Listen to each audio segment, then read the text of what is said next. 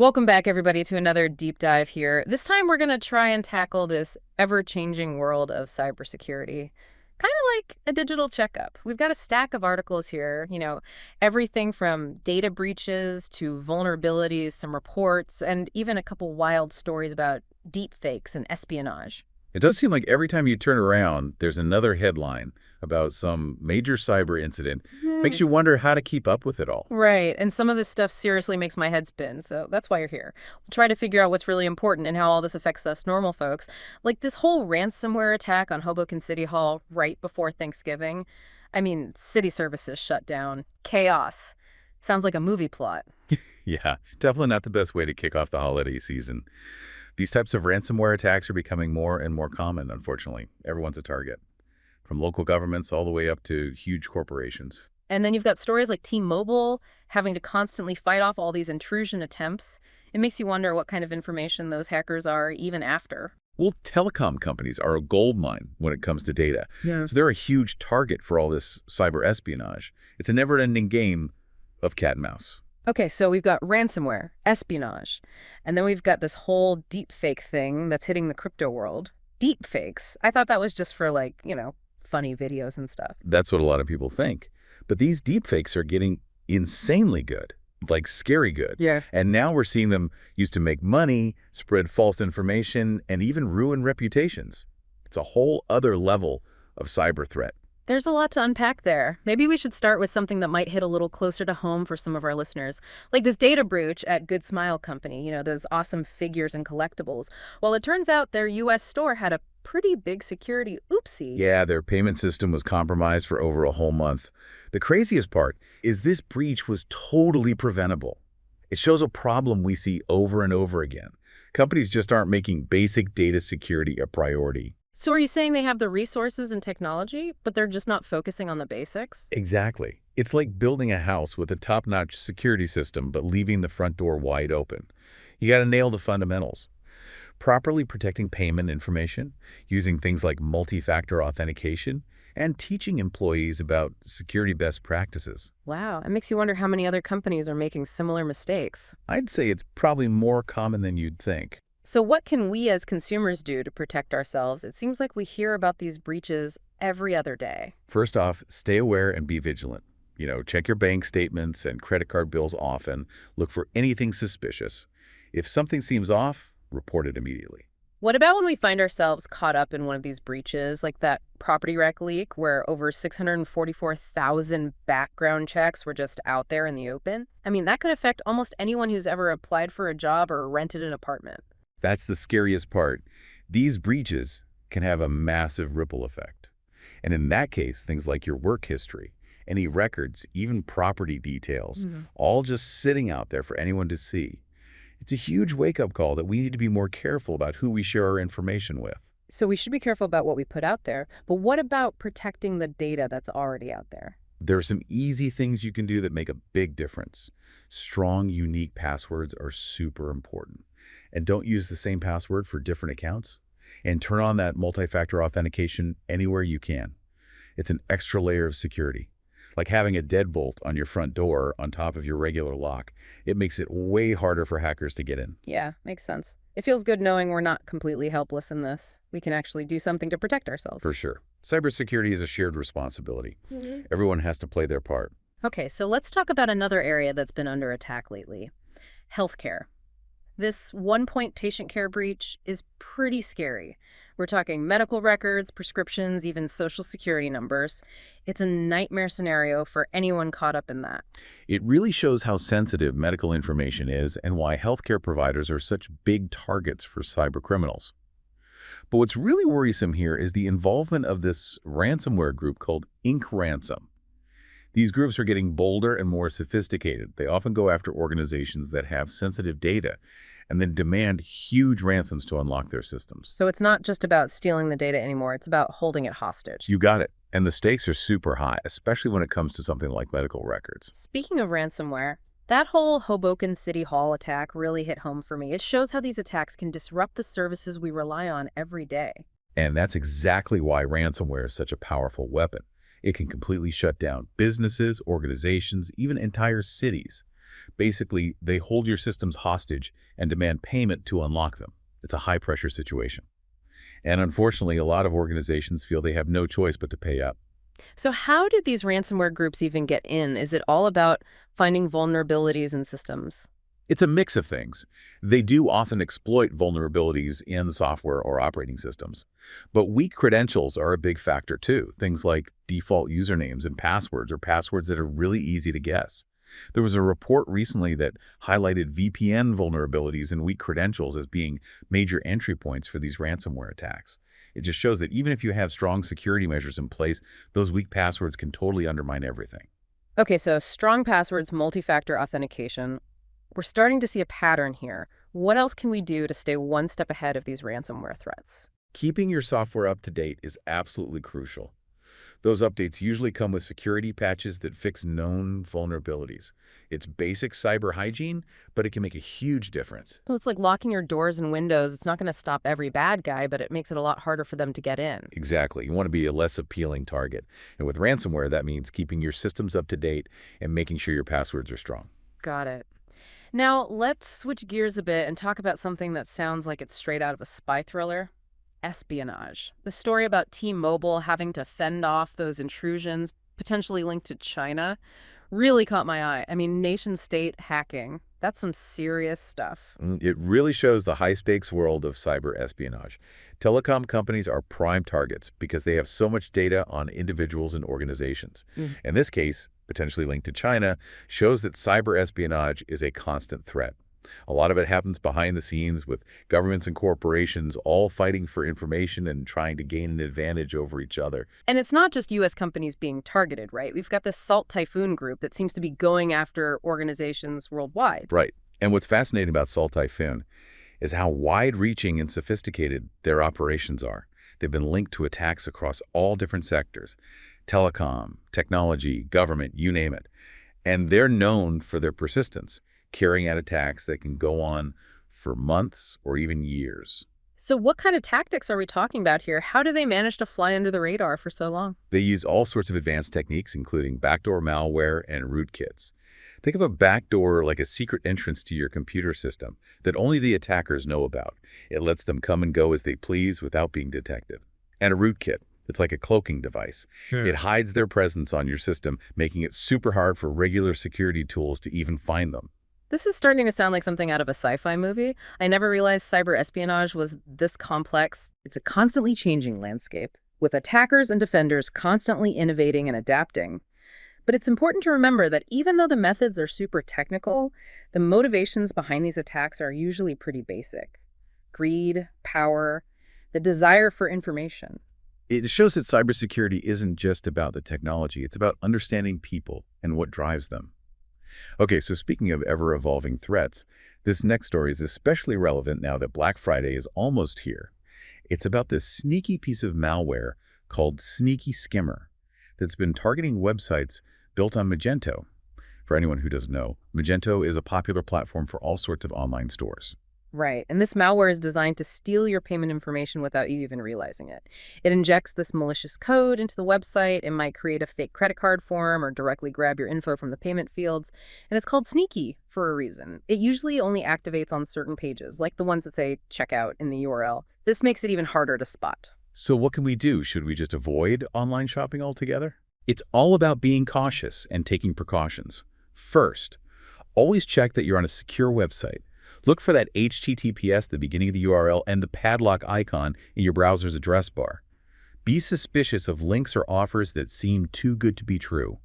And always check your bank statements and credit card bills for any charges you don't recognize. Be cautious, check your statements. That seems like good advice in general. Okay, so now for something that totally caught me off guard. Deepfake attacks on crypto companies. I knew deepfakes were getting better, but I had no idea they were being used to target companies in this way. It just shows how fast this technology is advancing and how creative, or maybe we should say devious, these cyber criminals are becoming. What's concerning is how difficult it's getting to tell the difference between a real video and a deepfake.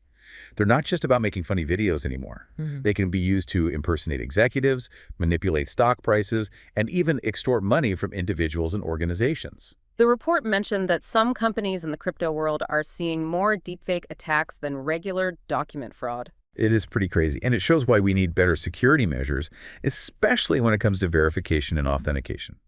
We're seeing companies trying to stay ahead of these attacks, implementing things like multi-factor authentication, biometric facial recognition, live video interviews, and document verification. But as this technology gets even more advanced, it'll be a challenge to come up with even stronger defenses. Sounds like an arms race, with the attackers and defenders constantly trying to outsmart each other. Exactly. And the battlefield is constantly evolving. And it seems like not even the cybersecurity industry itself is immune to these challenges. I was reading about CrowdStrike, a leading cybersecurity company, having a major global IT outage because of a faulty software update. If a company like CrowdStrike can be affected, what hope is there for the rest of us? It's a reminder that no system is perfect. Even the most sophisticated security measures can have vulnerabilities. But what's important is how organizations respond to these incidents. In CrowdStrike's case, they were upfront about the issue, took responsibility, and worked quickly to get everything back up and running. They seem to have handled it well, they have a high customer retention rate, and their revenue is still growing. It shows the trust they've built with their customers, and it shows how important it is to have a solid plan for when things go wrong. So even when you're a cybersecurity company, you need a plan for when your own cybersecurity fails. Pretty ironic, right? But it shows that cybersecurity is a journey, not a destination. It's about constantly learning, adapting, and improving. Now, before we move on, there's something I wanted to ask you. Go ahead. Out of all the things we've discussed today, what stood out to you the most? What's resonated with you personally? It also brings up a really important point about cybersecurity in general. What's that? It's not just about stopping attacks from happening. It's also about how you respond and recover when they do happen. That's a good point. I think a lot of people focus on building these impenetrable fortresses, but what happens when someone actually gets over the wall? Exactly. You need a plan for when things go wrong. Not if, but when. It's like having a fire escape plan. You hope you never have to use it, but if there's a fire, you need to know how to get out safely. Makes sense. So we've talked about protecting ourselves from things like ransomware, but what about those hidden vulnerabilities we might not even know about? I was reading about this case with Advantech industrial wireless access points. It kind of freaked me out. Apparently, they're used in all sorts of critical infrastructure, like power grids and manufacturing plants. Oh yeah, the Advantech case. It's a perfect example of how connected devices, especially in critical infrastructure, can become huge security risks. These access points are designed to connect equipment to networks, so you can monitor and control things remotely. But if they're not secure, they become easy targets for attackers. And we're not talking about small vulnerabilities here. Some of these flaws had severity scores of 9.8 out of 10. Yeah, that's serious stuff. We're talking about vulnerabilities that could let attackers run any code they want with full privileges.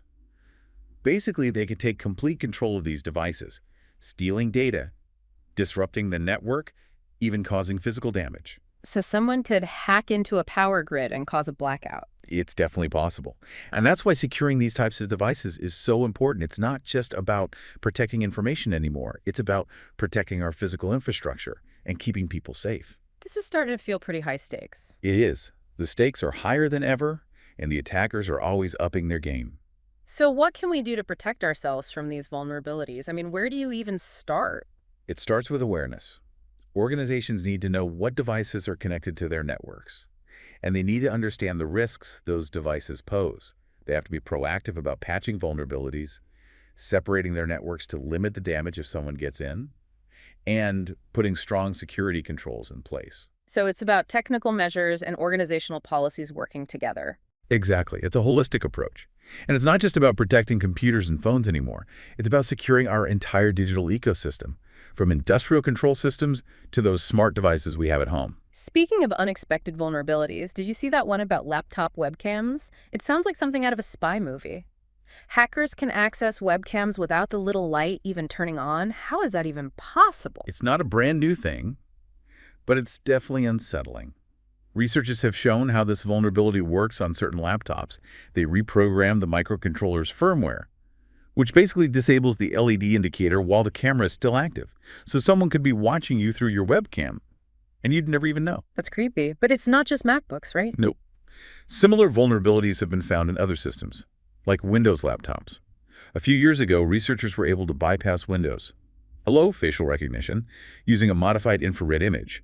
They basically unlocked the laptop without the owner knowing. So is it a hardware problem? No. Like a flaw in how the webcam or facial recognition system is designed? Sometimes it's hardware, but not always. Sometimes it's about exploiting flaws in software or tricking people into giving access to their webcams without realizing it, like through phishing emails. Imagine you click a malicious link in an email. It could install malware on your computer, and then the attacker can control your webcam. So what can we do? Is covering the webcam with tape the only solution? It's a good start. It's a visual reminder to be careful, but it's not foolproof.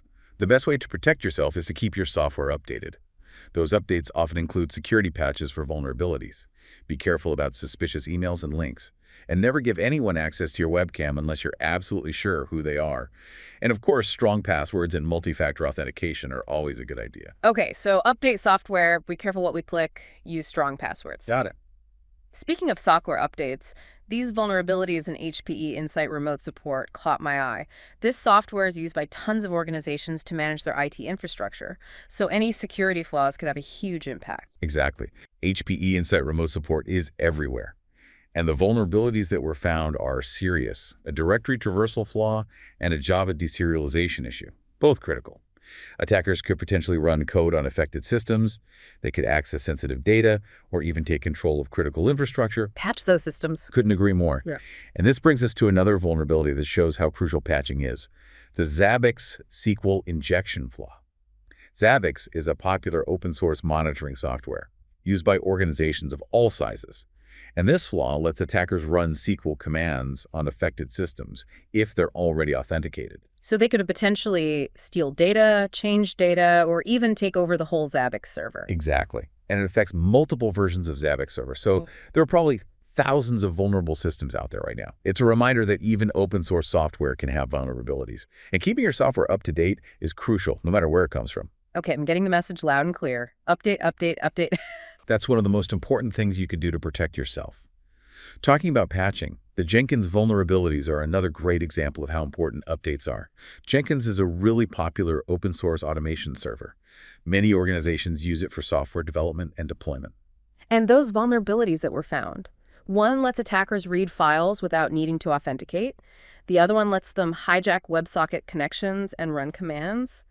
Those sound pretty serious. They are. If an attacker exploits these vulnerabilities, they could gain access to confidential information, they could take control of systems, or even disrupt critical operations. And what's concerning is that thousands of Jenkins servers are still vulnerable, even though patches are available. So it's not just about having patches, it's about making sure they're actually installed. It's a never-ending race, isn't it? As soon as you patch one vulnerability, another one pops up. That's the reality of cybersecurity. It's an ongoing process, not a one-time fix. That's why it's crucial to have a solid vulnerability management program. You need to be scanning for vulnerabilities regularly, prioritizing patches based on the risk they pose, and automating the patching process as much as possible.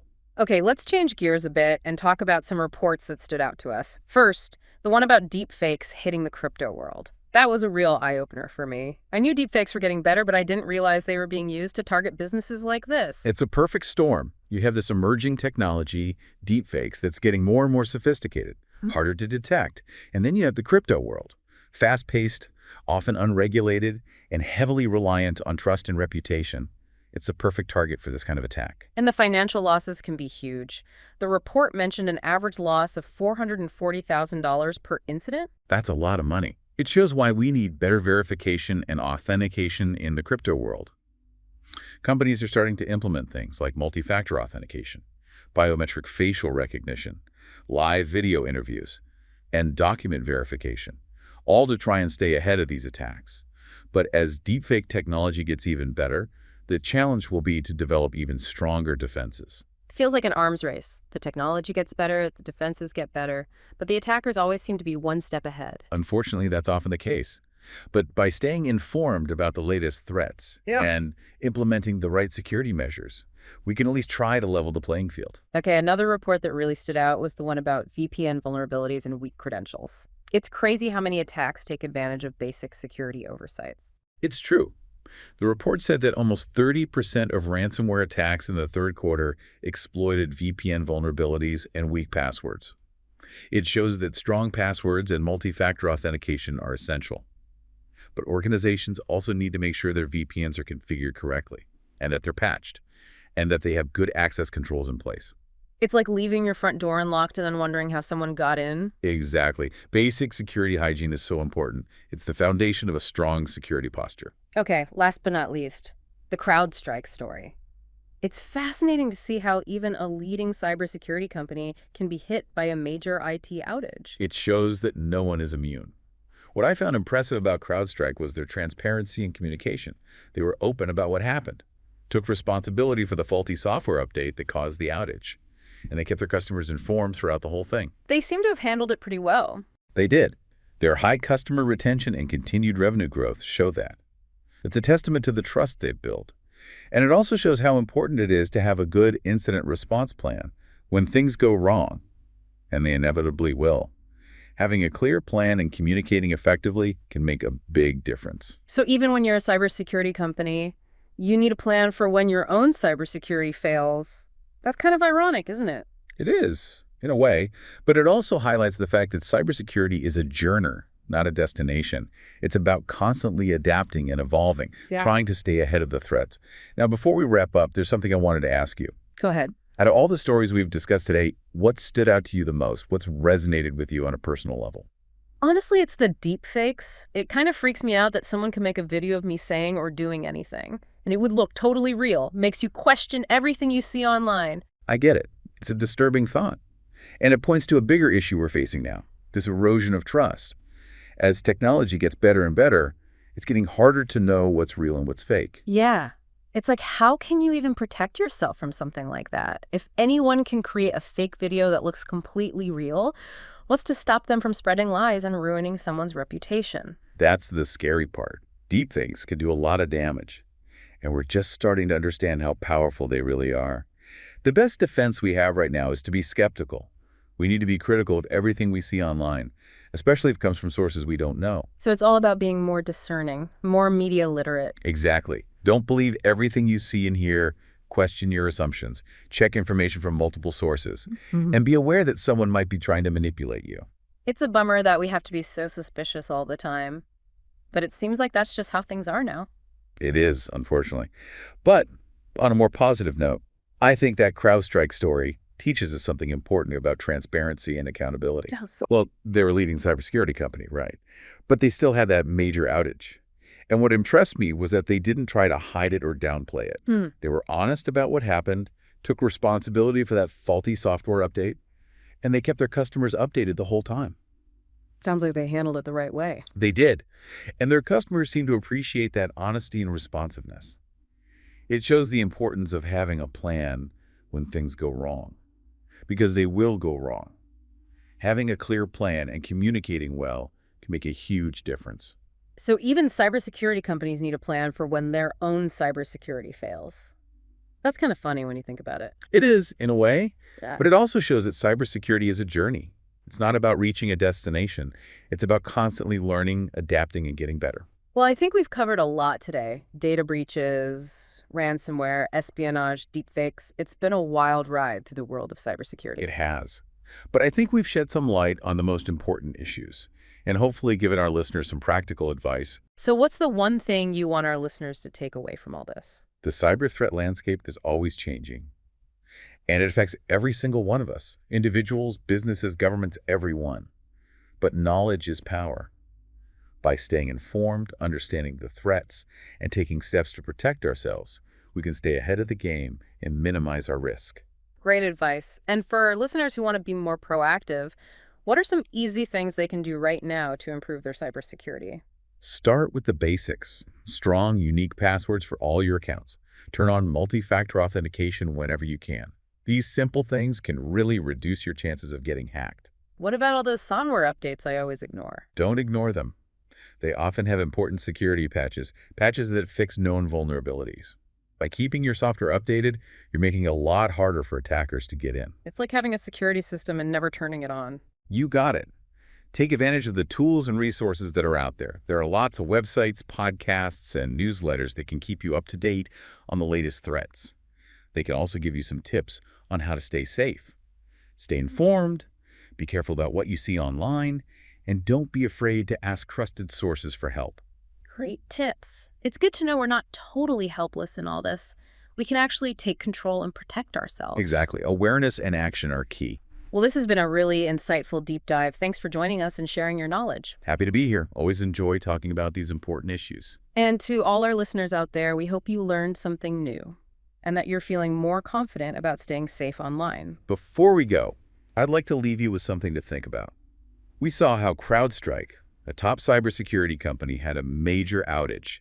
So if even the experts face these challenges, what does that mean for the future of online security? How can we all work together to stay ahead of the curve?